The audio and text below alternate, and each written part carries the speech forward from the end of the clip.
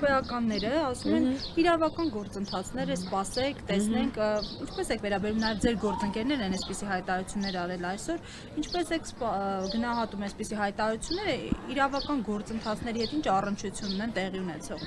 Ես կարծում եմ, որ բոլոր քաղաքական գործընթացների ակունքներում էլ իրավական գործընթացներ են կանգնած, որովհետև չեն կարող մարդուն բռնել, ուղղակի ասել, որ գիտես մենք քեզ տանելու ենք, կալանավորենք ու ոչ մի բան չանեն։ Բնականաբար պիտի դրան նախորդեն իրավական գործընթացներ։ Հիմա օրինակ, որ Էդգար Ղազարյանի դեպքում ասում ենք, որ մաքուր քաղաքական հենց մենակ քննադատության համար իրականացված է, էլի իրավական գործընթաց չի, տանում են դատարան, ասում են ձենդ կկտրես, այս մարդկանց մասին չես խոսելու։ Հիմա նույն բանը տեղի է ունենում մյուս բոլոր դեպքերում։ Եթե Փաշինյանն ուզի քանի ԿՊ-ականի վրա կարող է այդպիսի իրավական գործընթաց սկսել։ Ես կարծում եմ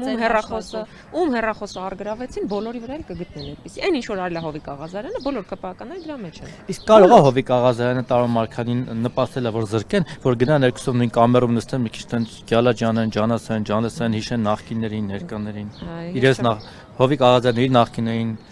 Ես կարծում եմ ուրիշ տեղեր էլ կարելի է գտնել տենց նախկիներին հիշելու, բայց ամեն դեպքում մենք չենք խոսում այստեղ կալանքի տանելու մասին, կալանքի համար առանձին պիտի դատախազի միջնորդությամբ մտնի ազգային ժողով, հա, բայց այս պահի դրությամբ միայն, այս պահի դրությամբ միայն մեղադրանք հարուցելու համար են եկել եւ մեղադրանքով այս պահի դրությամբ մենք